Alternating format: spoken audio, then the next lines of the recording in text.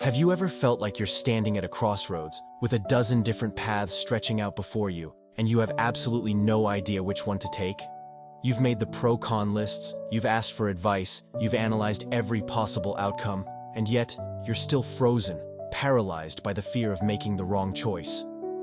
What if I told you there's a simpler, more profound way to navigate these moments? A kind of inner compass that never fails? This brings us to a timeless piece of wisdom, tucked away in the book of Proverbs, chapter 3, verse 5. It says, "Trust in the Lord with all your heart, and lean not on your own understanding." Let's break that down together, because those few words hold a universe of meaning and can radically change how we approach our lives. Trust in the Lord with all your heart. This isn't just about a casual belief. The original Hebrew word for trust here, batash, implies a sense of safety, of being confident and secure, like a small child completely at ease in their parents' arms. It's a call to place our full confidence, our entire hope, not in our circumstances, not in our bank accounts, not even in our own abilities, but in the character of God. It's a wholehearted, all-in kind of trust. Think about it. How often do we say we trust God, but we're secretly holding on to a backup plan just in case? What would it look like in your life to truly let go and trust with your entire heart without reservation? This brings us to the second part of the verse. And lean not on your own understanding. This is the tough part, isn't it? We are taught from a young age to be self-reliant, to figure things out, to use our logic and reason. And those are good things. God gave us minds to think. But this verse isn't telling us to abandon our intellect.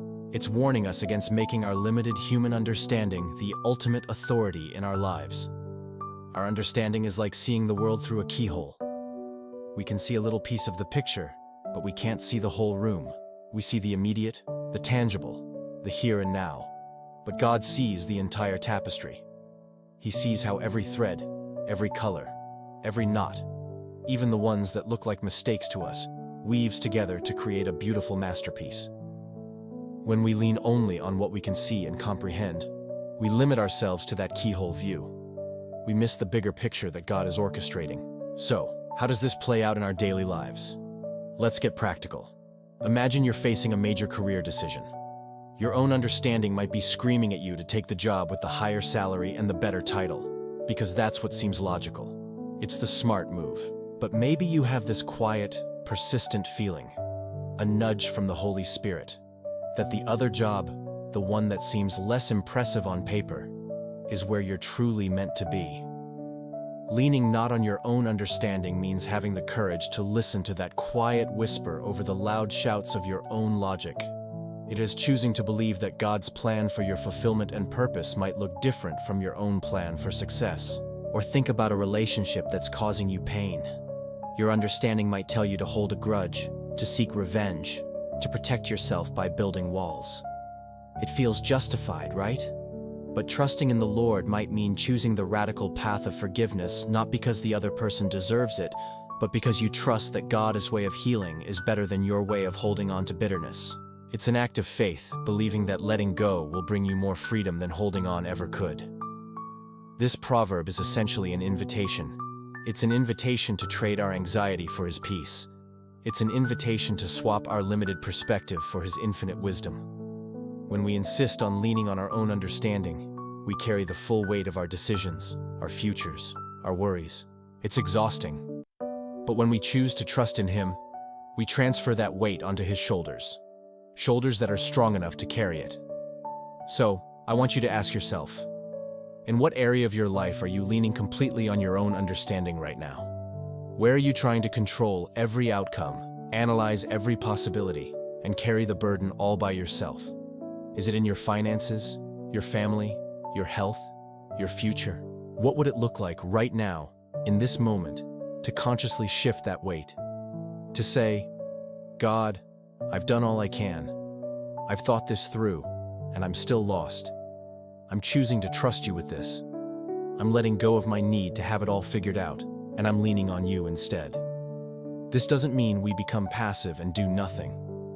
The very next verse, Proverbs 3:6 says, "In all your ways submit to Him, and He will make your paths straight." Notice it says, "in all your ways," plural. This implies action. We still have to walk, to work, to make choices. But the difference is the posture of our heart as we do it.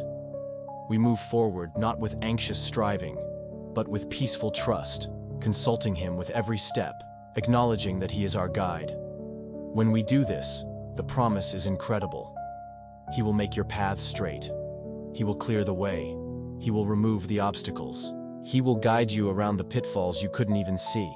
He doesn't promise a life without challenges, but He does promise to direct you through them. A straight path isn't always the easiest path, but it is always the right one, leading you exactly where you need to be. Trusting God is a muscle. It grows stronger the more you use it. It starts with small decisions. Trust Him with your schedule for the day. Trust Him with a difficult conversation you need to have. Trust Him with your anxieties about tomorrow.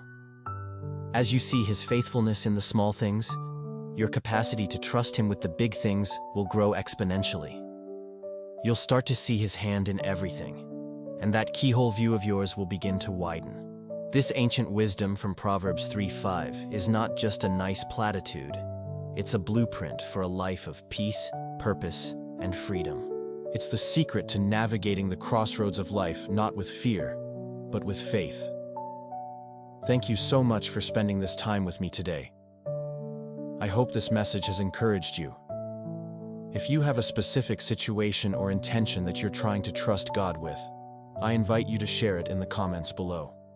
Let's create a community of faith right here and pray for one another. Your story could be the very thing someone else needs to hear to help them let go and trust. And if this video resonated with you, please give it a thumbs up and consider subscribing to the channel for more content like this. We'd love to have you as part of our community. Until next time, may you walk in the peace that comes from trusting Him with all your heart.